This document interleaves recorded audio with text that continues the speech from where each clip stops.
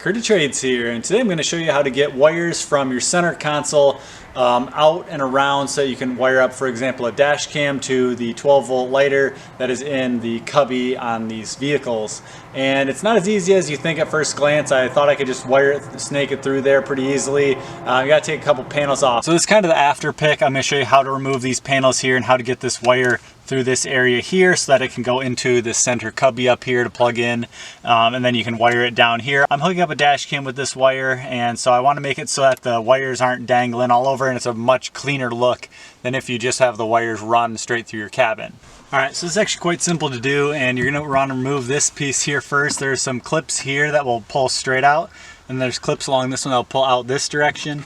You can do either ones first. I find it easier if you pull from the bottom here, you just yank it and they pop right out. And then you're going to pull this part straight back. And that part pops out with all these clips here. You don't actually have to take this bottom piece off. This one pops out pretty easy. It just got two clips here that you pull up off this way and then pull it out backwards.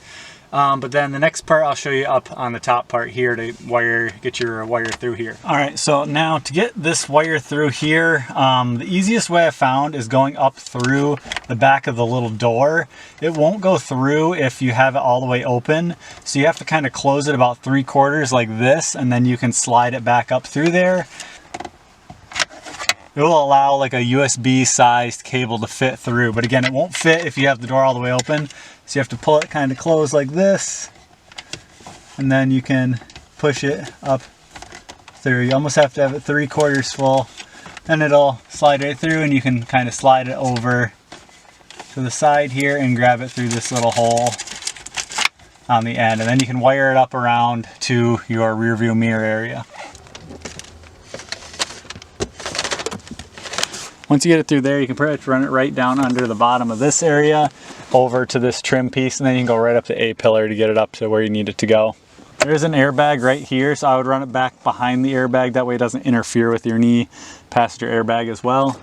So once you get your cord through, you can put this piece back on. I find it easiest if you push these pieces in first. That way this is the hardest one to get. The top piece on here is the hardest clip to get. Then you push in on this side here.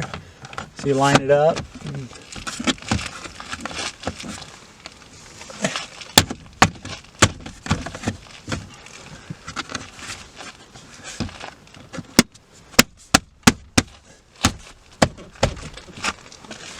And then the rest of it's really easy. You can just run it behind the airbag here and up along this trim, around along the headliner up to where you need it to go. And the same for the rear cam. The rear cam is very simple on this car.